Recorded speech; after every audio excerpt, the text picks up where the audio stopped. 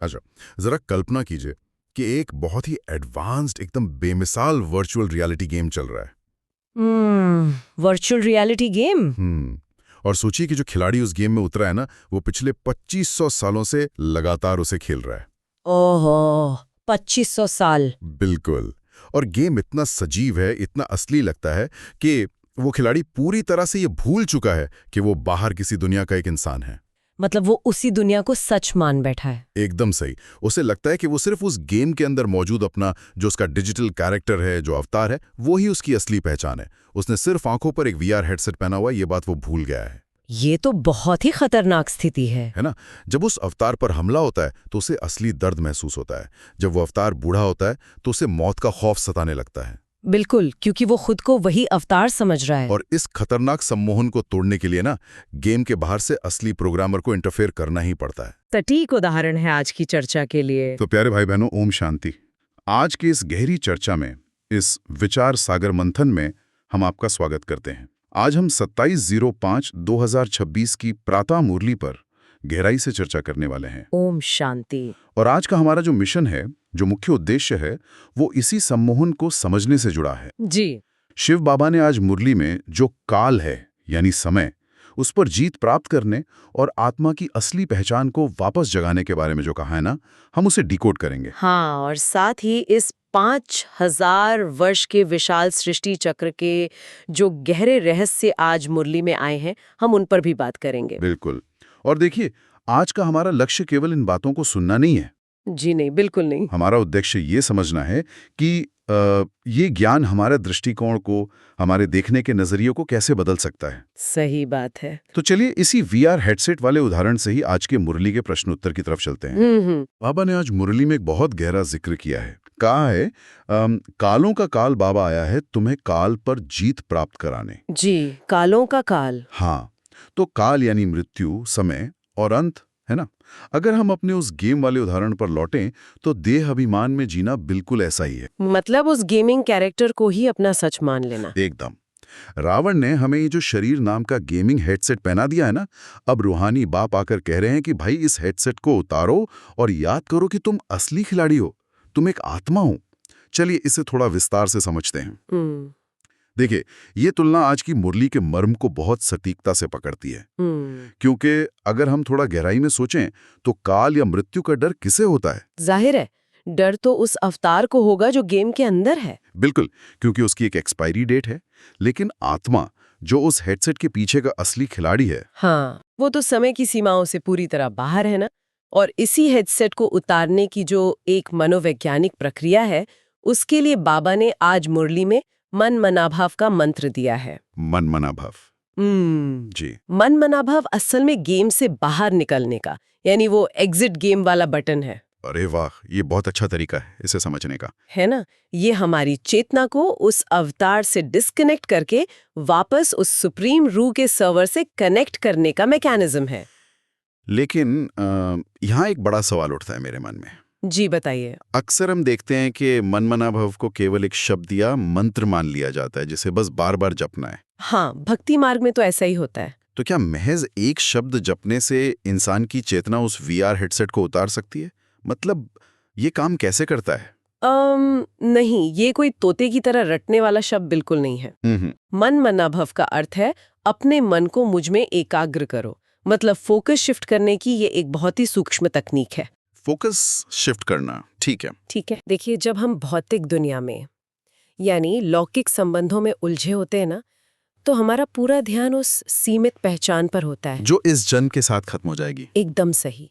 लेकिन रूहानी ज्ञान केवल वो सुप्रीम रूह दे सकता है जो इस जन्म मरण के चक्र से, यानी इस गेम के सर्वर से पूरी तरह बाहर है। पारलौकिक पिता। हाँ, परम धाम वासी होने के कारण वो इस भौतिक दुनिया के नियमों से नहीं बंधे हैं। तो जब हम अपनी सोच, अपनी भावनाएं उस परम पिता परमात्मा शिव पर केंद्रित करते हैं, तो हमारा दिमाग खुद ब खुद देह के बंधनों से मुक्त होने लगता है। क्योंकि नियम है ना, आप जिस पर ध्यान लगाते हैं, आप वैसे ही बनने लगते हैं। ये तो बहुत ही तार्किक बात कही आपने। जो खुद गेम के अंदर फंसा है, वो दूसरे को बाहर निकलने का रास्ता कैसे बता सकता है? बिल्कुल नहीं बता सकता। रास्ता तो वही दिखाएगा जो सिस्टम के बाहर बैठा है।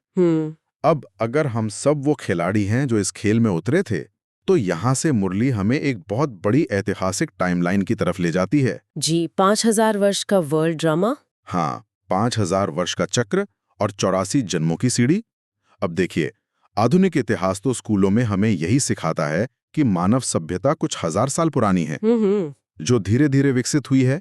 लेकिन बाबा ने आज मुरली में जो भारत की असल हिस्ट्री ज्योग्राफी बताई है, वो तो पूरी तरह से एक अलग ही तस्वीर पेश करती है। यहाँ सबसे आकर्षक बात यह है कि आध्यात्मिक विज्ञान और आधुनिक इतिहास के नजरिए में बहुत बड़ा फर्क है। कैसा फर्क?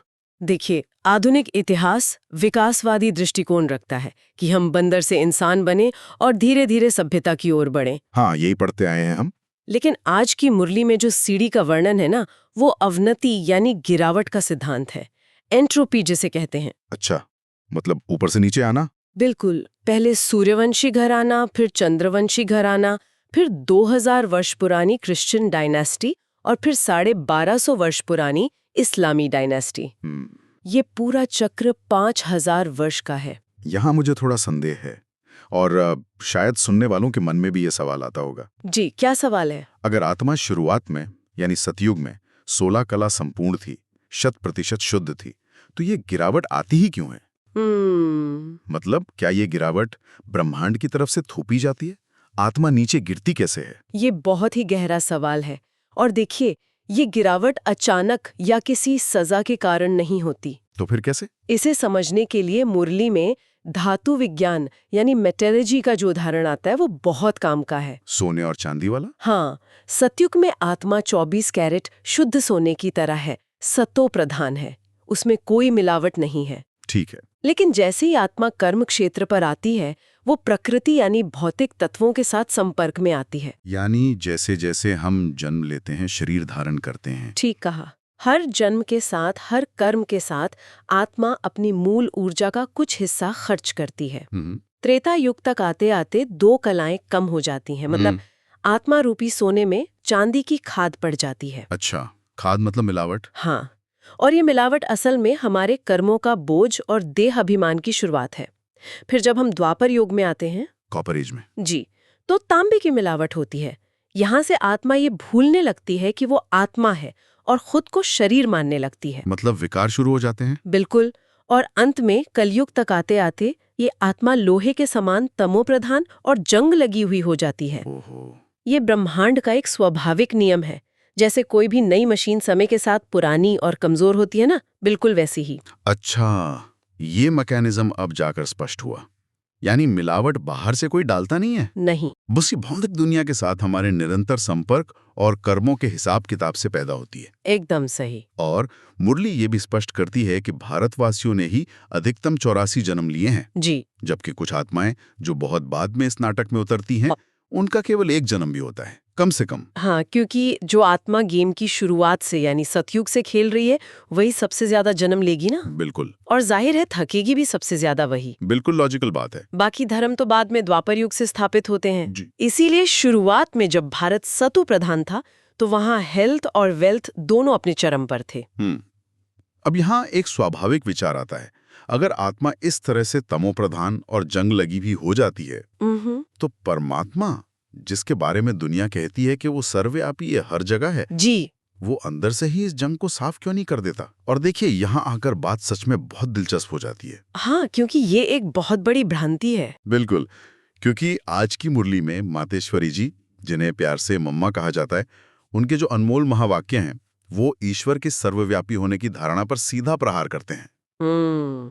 देखिए, मम्मा के महावाक्य हमेशा बहुत ही गहरे होते हैं। उनका तार्किक विश्लेषण बहुत धारदार होता है। बहुत ज्यादा। वो भक्ति मार्ग की उन मान्यताओं को चुनौती देती हैं जिन्हें हमने बिना सोचे समझे बस मान लिया है। हाँ, जैसे मम्मा ने आज मुरली में ओम नमो शिवाय और जिसका साथी है भगवान जैसे गीतों का संदर्भ दिया है। मम्मा का सवाल बहुत सीधा है, अगर भगवान सर्वव्यापी है, हर जगह हाजिर नाजिर है, तो इस दुनिया में इतना दुख क्यों है भाई? सही बात है। इंसान इतने कंगाल क्यों है? जहां सुख का सागर बैठा हो, वहां दुख का अस्तित्व कैसे हो सकता है? मम्मा तो यहां तक कहती हैं कि परमात्मा को सर्वव्यापी कहना असल में उनकी इंसल्ट करना है। बिल्कुल, ये भगवान का अपमान ही तो है। लेकिन 1 मिनट के लिए अगर हम डेविल्स एडवोकेट बने, मतलब दुनिया की तरफ से सोचें। जी, सोचिए, लाखों लोग कहते हैं कि उन्हें कुदरत में, कला में या दूसरे इंसानों में भगवान की मौजूदगी महसूस होती है। जब कोई डूब रहा होता है और बच जाता है तो वो कहता है कि भगवान ने बचा लिया। अगर भगवान सर्वव्यापी नहीं है तो दुनिया भर के लोगों का ये जो एक एहसास है वो क्या है फिर? ये एक बहुत ही जायज और गहरा सवाल है, लेकिन हमें याद और भौतिक उपस्थिति के बीच के अंतर को समझना होगा। याद और उपस्थिति। हम्म जी। लोग जिसे भगवान की उपस्थिति मानते हैं ना, वो असल में आत्मा के भीतर छिपी हुई उस परम पिता की गहरी याद है, अच्छा। या फिर वो आत्मा की अपनी बची हुई शुद्धता है जो कभी कभी बाहर आती है।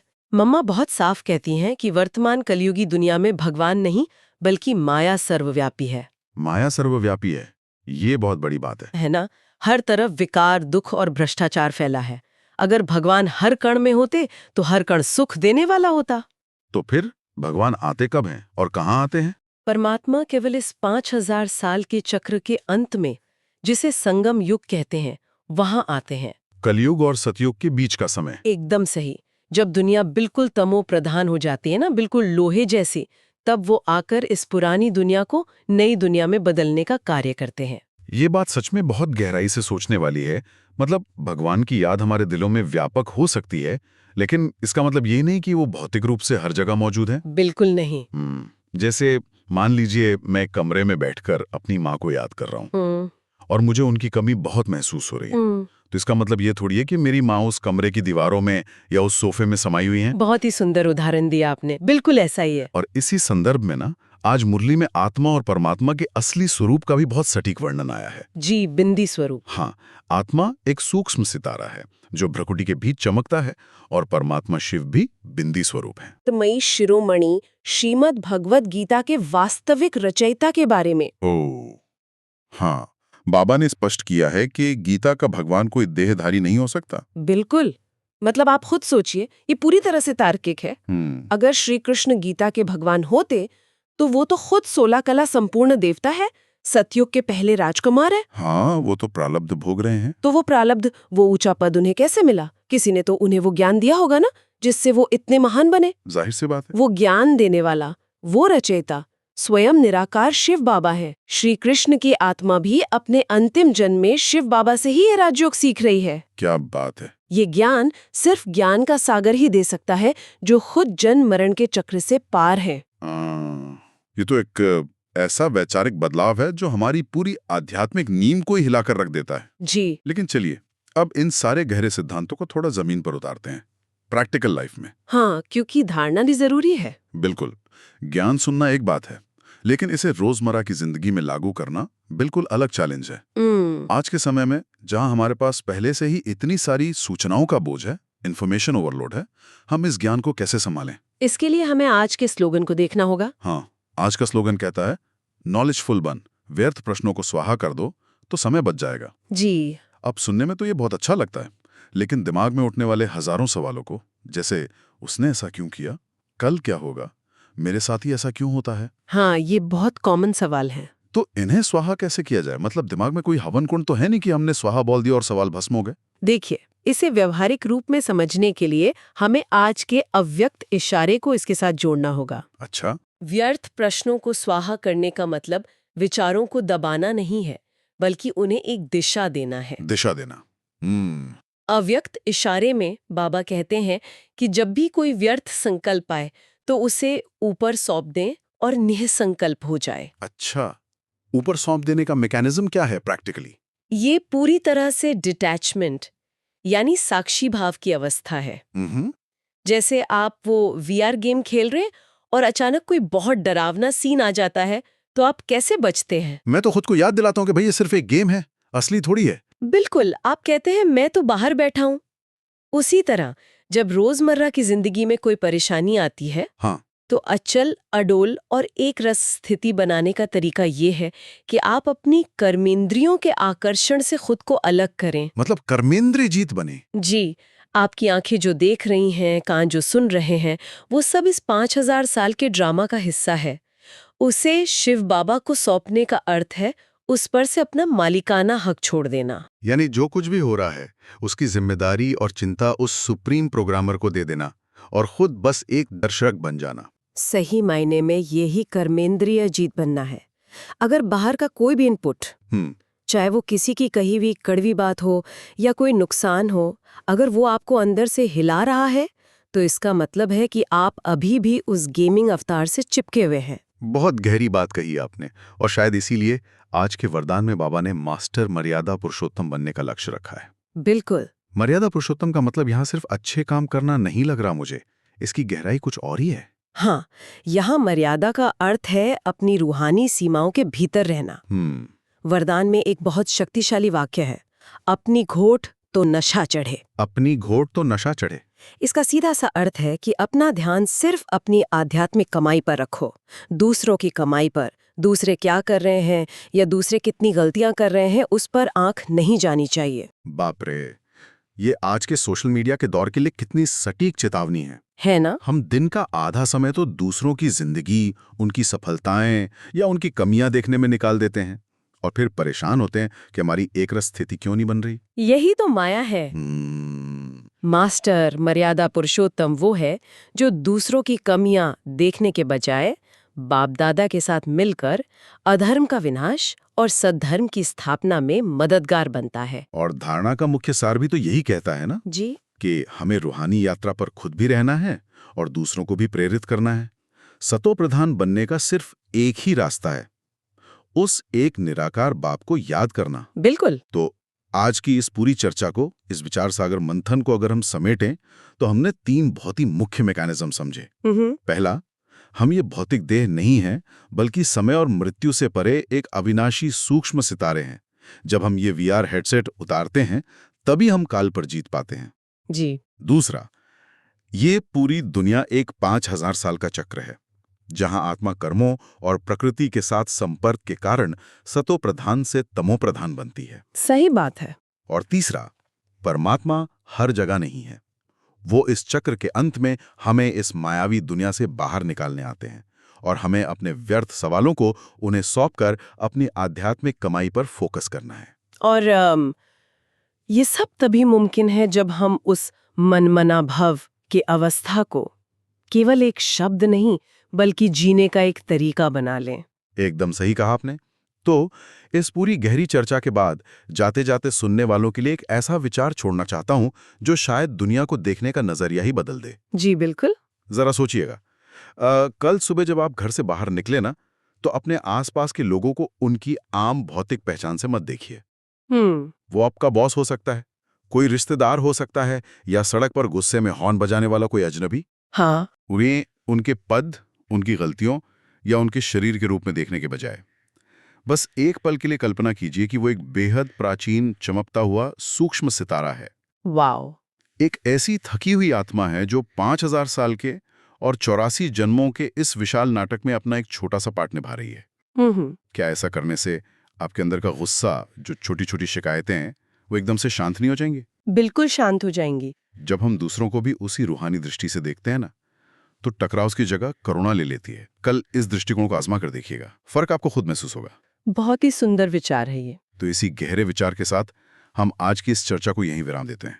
आप सभी का जुड़ने के लिए बहुत बहुत धन्यवाद। ओम शांति। प्यारे भाई बहनों, ओम शांति। कैसे प्रोसेस होगा? एकदम नए सिस्टम में जो आपकी कोर आइडेंटिटी है, मूल पहचान है, वो ये शरीर है ही नहीं। तो फिर क्या है? मुरली ये स्पष्ट करती है कि आत्मा कोई बहुत बड़ा विशाल ऊर्जा का बादल नहीं है। आत्मा भ्रिकुटी के बीच चमकता हुआ एक सूक्ष्म सितारा है। अच्छा, भ्रिकुटी के बीच यानी दोनों आंखों के बीच, जहां दिमाग का हाइपोथैलेमस होता है। हाँ, वहीं पर एक अत्यंत सूक्ष्म बिंदु की तरह। जब चेतना ये हो जाती है कि मैं एक अविनाशी बिंदु हूं जो बस इस शरीर रूपी गाड़ी को चला रहा है, तब क्या होगा? तब तो किसी का कहा हुआ अपमान सिर्फ एक बाहरी आवाज बनकर रह जाएगा। बिल्कुल, वो एक बैकग्राउंड नॉइज बन जाएगा। वो आपके कोर सिस्टम तक पहुंच ही नहीं पाएगा। और शायद यही कारण है कि बाबा कहते हैं कि देह अभिमान को छोड़कर खुद को आत्मा समझना ही असली रूहानी यात्रा है। सही कहा।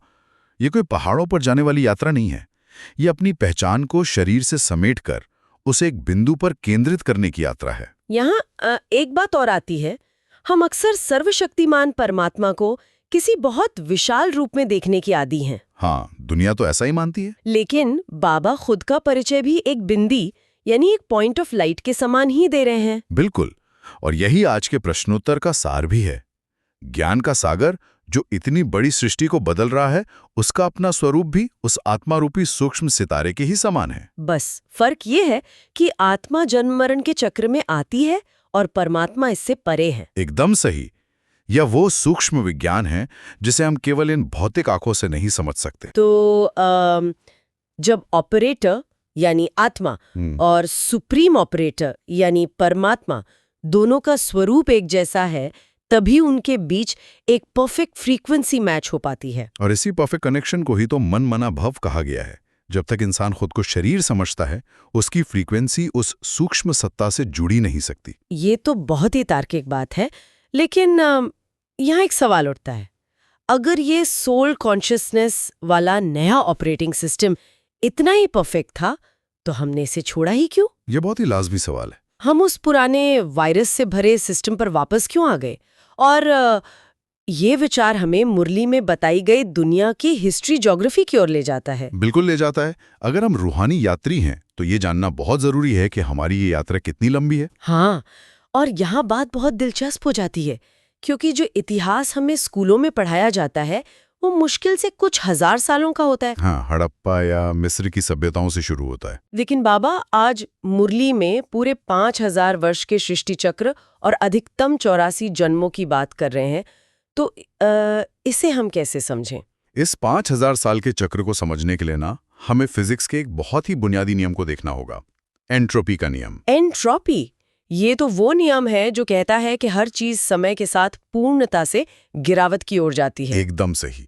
जो चीज आज बिल्कुल नई और ऊर्जा से भरी है, वो समय के साथ पुरानी होगी ही। बाबा ने बताया है कि दुनिया का जो इतिहास हमें पढ़ाया जाता है, वो केवल आधा है। तो असली शुरुआत कहाँ से होती है? असली शुरुआत होती है सतयुग से, जिसे गोल्डन एज भी कहते हैं। वहां केवल आदि सनातन देवी देवता धर्म था। मतलब वो समय जहां आत्मा रूपी बैटरी 100% चार्ज होती है। हाँ, बिल्कुल। उस समय आत्मा अपनी सतो प्रधान अवस्था में होती है। मुरली में इसके लिए 16 कला संपूर्ण शब्द का इस्तेमाल हुआ है। 16 कला संपूर्ण, अगर इसे हम आसान भाषा में समझें तो आप कल्पना कीजिए कि आत्मा एक हीरा है और उसमें 16 परफेक्ट पहलू हैं। जब हीरा बिल्कुल नया होता है, तो उसका हर पहलू प्रकाश को रिफ्लेक्ट करता है। वाह, ये बहुत सुंदर उदाहरण है। ये वो अवस्था है जहां विचार, भावनाएं और कर्म पूरी तरह से संतुलित हैं। वहां कोई दुख या अशांति नहीं है। पूर्ण सुख, शांति और पवित्रता थी वहां। तो फिर ये गिरावट कैसे शुरू होती है? ये हीरा धूमिल कैसे होता है? जैसे जैसे आत्मा एक जन्म से दूसरे जन्म में जाती है ना, वो इस भौतिक दुनिया के संपर्क में आती है। कर्मों के लेन देन से उस हीरे पर धीरे धीरे धूल जमने लगती है। अच्छा, तो 16 कलाओं से कम होकर आत्मा 14 कलाओं में आती है, यानी त्रेता युग में। बिल्कुल। फिर द्वापर युग आता है, जहां सतो प्रधान से आत्मा रजोअवस्था में आती है। मतलब सोने में तांबे की मिलावट शुरू हो जाती है। और यहीं से शायद धर्मों का बंटवारा और टकराव शुरू होता है। हाँ, और भक्ति की भी शुरुआत होती है। और अंततः कलयुग आते आते आत्मा बिल्कुल तमो प्रधान हो जाती है। बैटरी मान लीजिए 1% पर आ जाती है। 1%? ये तो बहुत ही डरावना है। हाँ, और यही वो अवस्था है जहां आज हम खड़े हैं। दुनिया दुखधाम बन गई है। ये 84 जन्मों का पूरा गणित इसी गिरावट को दर्शाता है। अगर बैटरी 1% पर है और फोन कभी भी बंद हो सकता है, तो इंसान सबसे पहले क्या करेगा? वो तुरंत चार्जर ढूंढेगा। बिल्कुल, और यहीं पर वो बात आती है जिससे हमने चर्चा शुरू की थी, सर्वव्यापकता का सिद्धांत। दुनिया भर में लोग दुखी हैं और कह रहे हैं कि भगवान कण-कण में है। हाँ, ये दुनिया की सबसे बड़ी गलतफहमी है, जिसे मातेश्वरी जी ने आज बहुत स्पष्ट किया है। सही कहा। जब मैं मातेश्वरी जी के महावाक्य पढ़ रही थी, तो मुझे एक वाईफाई का उदाहरण याद आया। वाईफाई का उदाहरण? हाँ। ये कैसे जुड़ता है इस बात से? सोचिए, दुनिया कह रही है कि भगवान कण-कण में है। ये कुछ ऐसा है जैसे हम कह रहे हो कि पूरे शहर में वाईफाई का बहुत पावरफुल सिग्नल है, वो सर्वव्यापी है। अच्छा, फिर? लेकिन हकीकत ये है कि किसी का भी इंटरनेट नहीं चल रहा, हर कोई परेशान है, कनेक्शन एरर आ रहा है। अरे वाह, ये एनालॉजी तो बहुत ही सटीक है ना? अगर सुख और शांति का सागर भगवान सच में हर जगह हाजिर है, तो इतनी कंगाली और दुख क्यों है? बिल्कुल। मातेश्वरी जी के महावाक्यों का सार भी यही है। परमात्मा सुख स्वरूप है। यदि वो हर जगह हाजिर होता, तो दुनिया दुख रूप कभी नहीं होती। क्या ये संभव है कि हम आग के बीच में खड़े हों और कहें कि हमें ठंड लग रही है? एकदम असंभव। ये प्राकृतिक नियमों के खिलाफ है। वास्तव में इस समय परमात्मा नहीं बल्कि माया सर्वव्यापी है। माया मतलब वही पुराना देह अभिमान वाला ऑपरेटिंग सिस्टम। हाँ, माया की ये 5 विकार हर इंसान के अंदर फैले हुए हैं। अगर परमात्मा हमेशा साथ होता तो उसे पुकारने की जरूरत ही क्यों पड़ती? मतलब इंसान भगवान को इसलिए याद करता है क्योंकि वो माया की इस आंधी और तूफान में फंस गया है। बिल्कुल। और इस तूफान से पार जाने के लिए ही परमात्मा यानी शिव बाबा इस संगम युग पर आते हैं। जो आत्माएं उनका पूरा साथ लेती हैं वही माया से छूट पाती हैं, व्यवहारिक भी। बिल्कुल। तो अब सवाल ये है कि इस सारे ज्ञान का वास्तविक जीवन में क्या अर्थ है? कल सुबह जब हम ऑफिस जाएंगे या घर के काम करेंगे तो इसे कैसे लागू करेंगे? यहीं पर मुरली का जो व्यवहारिक हिस्सा है ना, धारणा, वरदान और स्लोगन, वो काम आता है। तो थोड़ा विस्तार से समझाइए मैं इन तीनों मुख्य बिंदुओं को, ताकि ये ज्ञान आसानी से याद रह सके। जरूर। सबसे पहले धारणा की बात करते हैं। धारणा में बाबा ने कहा है कि खुद को सतोप्रधान बनाने के लिए रूहानी यात्रा करनी है। मतलब वही खुद को आत्मा समझकर दूसरों को ज्ञान देना है और काल पर विजय पानी है। हाँ, और इसके लिए एक बहुत ही कमाल की बात कही गई है, अपनी घोट तो नशा चढ़े। अपनी घोट तो नशा चढ़े, ये तो बहुत गहरी कहावत लगती है। इसका मतलब है कि दूसरों को देखकर प्रभावित होने के बजाय खुद के ज्ञान मंथन से ही असली आध्यात्मिक नशा आता है। अपना मंथन खुद करना है। मतलब हमें किसी और की कॉपी पेस्ट नहीं करनी, अपना कोड खुद लिखना है। एकदम सही। और फिर आता है आज का वरदान। वरदान में बाबा ने मास्टर मर्यादा पुरुषोत्तम बनने का लक्ष्य दिया है। मास्टर मर्यादा पुरुषोत्तम, ये हम रोजमर्रा की जिंदगी में कैसे बने? इसका सीधा सा अर्थ है अपना फोकस शिफ्ट करना। दूसरों की कमियों या उनकी कमाई को देखने के बजाय बाप दादा के कर्तव्य को अपना निशाना बनाना है। और वो कर्तव्य है अधर्म का विनाश और सद्धर्म की स्थापना करना। बिल्कुल। जो इंसान खुद को इस महान कार्य का हिस्सा मानता है वो कभी भी मर्यादाओं के खिलाफ कोई काम नहीं करेगा। वो खुद एक उदाहरण बन जाएगा। और अंत में आज का स्लोगन क्या कहता है? स्लोगन तो बहुत ही प्रैक्टिकल है। ये कहता है कि व्यर्थ के प्रश्नों को स्वाहा कर देना है, नॉलेजफुल बनकर समय की बचत करनी है। व्यर्थ के प्रश्न मतलब वही दिमाग में चलने वाला लूप कि ऐसा क्यों हुआ, उसने ऐसा क्यों कहा। हाँ, ये सारे सवाल उस पुराने सिस्टम के एरर मैसेज हैं। जब हम नॉलेजफुल बन जाते हैं तो ये सारे क्यों और कैसे अपने आप शांत हो जाते हैं। और इन्हें स्वाहा कर देना है, मतलब ज्ञान की अग्नि में जला देना है ताकि हमारी ऊर्जा बच सके। बिल्कुल। जब बैकग्राउंड प्रोसेसिंग बंद होगी तभी तो समय बचेगा और हम असली रूहानी यात्रा कर पाएंगे। तो अगर हम आज की चर्चा को समेटें तो हमने देखा कि कैसे हमें रूहानी यात्रा करनी है, आत्माभिमान का नया ओएस इंस्टॉल करना है। हाँ, और हमने 84 जन्मों का चक्र समझा, मातेश्वरी जी के विचार सुने और मास्टर मर्यादा पुरुषोत्तम बनने का लक्ष्य भी जाना। सच में ये ज्ञान बहुत ही गहरा है। और इस ज्ञान का जो शिखर है ना, वो आज के अव्यक्त इशारे में छिपा है। मुरली के अंत में एक बहुत ही सूक्ष्म बात कही गई है। अव्यक्त इशारा, वो क्या है? बाबा कहते हैं कि अचल अडोल एकरस स्थिति का अनुभव करना है। जब भी कोई संकल्प या विचार आए तो उसे ऊपर यानी परमात्मा को देकर खुद को निसंकल्प बना लेना है, थॉटलेस बना लेना है। उसे सीधा क्लाउड स्टोरेज में अपलोड कर देना है। बहुत ही सही तरीके से आपने इसे मॉडर्न भाषा में कहा, अपनी मेमोरी को फ्री रखना है। लेकिन ये अचल स्थिति तब तक नहीं आ सकती जब तक शरीर की किसी भी कर्मेंद्रिय का आकर्षण बाकी है ना? यही तो असली टेस्ट है। अगर आंख, कान या जीभ किसी भी भौतिक रस के गुलाम हैं, तो वो एक रस स्थिति नहीं आ सकती। रस सिर्फ एक ज्ञान सागर का होना चाहिए। ये एक बहुत ही कड़ा आत्मनिरीक्षण है। तो सुनने वालों के लिए यहाँ एक अंतिम सवाल छोड़ते हैं। जी बिल्कुल। सोचिए, वो कौन सी एक कर्मेंद्रिय का आकर्षण है जो आज आपको उस अचल अडोल स्थिति में टिकने नहीं दे रहा? ये सवाल बहुत जरूरी है खुद से पूछना। हाँ, क्या हम आज उस एक व्यर्थ क्यों या कैसे वाले संकल्प को हमेशा के लिए स्वाहा करके अपना कीमती समय बचा सकते हैं? अगर हम ऐसा कर पाएं तो सच में काल पर विजय पाने वाले बन जाएंगे। बिल्कुल। तो इस विचारोत्तेजक प्रश्न के साथ हम आज की इस गहन चर्चा को यहीं समाप्त